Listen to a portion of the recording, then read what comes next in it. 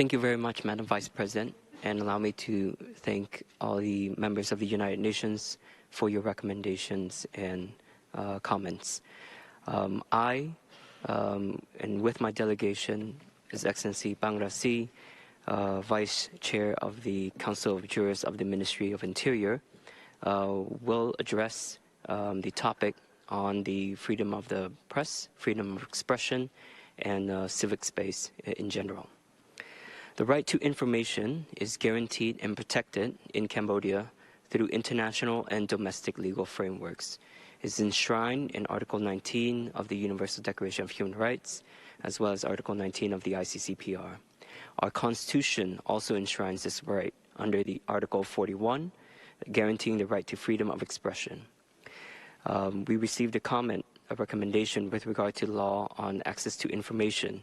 This draft law is soon to be finalized. It has been submitted to the Council of Jurists of the Office of the Council of Ministers after receiving revisions from the Ministry of Justice and inputs from UN agencies and civil society organizations.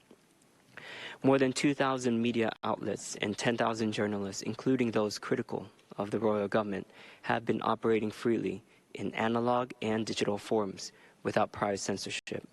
In 2023, Cambodia has a total of more than 11 million registered accounts of social media users, equating to 65% of the total population, allowing them to access a diverse range of information as well as voice their public opinions freely without limitation. With this progress, the royal government reiterates its stance that while the government supports free and independent press, it must also combat the bombardment of disinformation with malicious intent, politically incentivized to misinform and incite hatred and violence, disrupting social stability while undermining the principles of human rights and fundamental freedoms. Such actions must be viewed as a violation of law.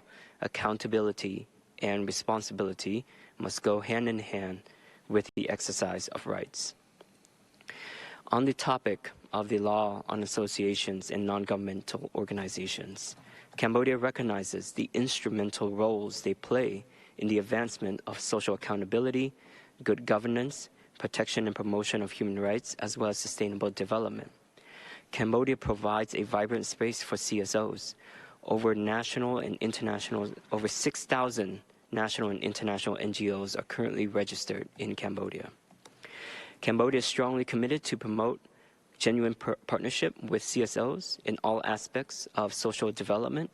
A working group has been established under the leadership of the Ministry of Interior to consult regularly with hundreds of CSOs in addressing challenges and fostering effective government CSO partnership, as well as to amend the law on association and NGOs at the CSO's request. The working group has conducted the second phase of consultation with CSOs on this amendment on the law on association and NGOs. And as mentioned, Cambodia respects and supports the activities of social activists, trade unionists, and human rights defenders. Just like CSOs, they play a role in the advancement of social accountability, good governance, protection and promotion of human rights, and sustainable development. Every person is entitled to these rights and freedoms, but it also comes with responsibilities to perform roles, duties, and obligations in accordance with the law. And when activities become criminal and threaten social order and impede public interests, perpetrators must be held accountable. Cambodia firmly believes in a liberal multi-party democracy system enshrined in our Constitution. This is reflected in the election of the 7th Legislature of the National Assembly last year, which was conducted in a free, fair, peaceful, and transparent manner, with a high voter turnout of 84.5%, surpassing the previous 4 national polls since 2003, from more than 8.2 million voters casting their ballots to choose among the 18 contending political parties.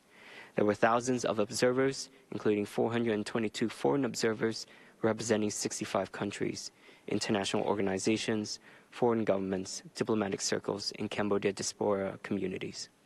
It was also monitored by nearly 60,000 political parties' agents and 90,000 independent national observers who attest to the transparency process.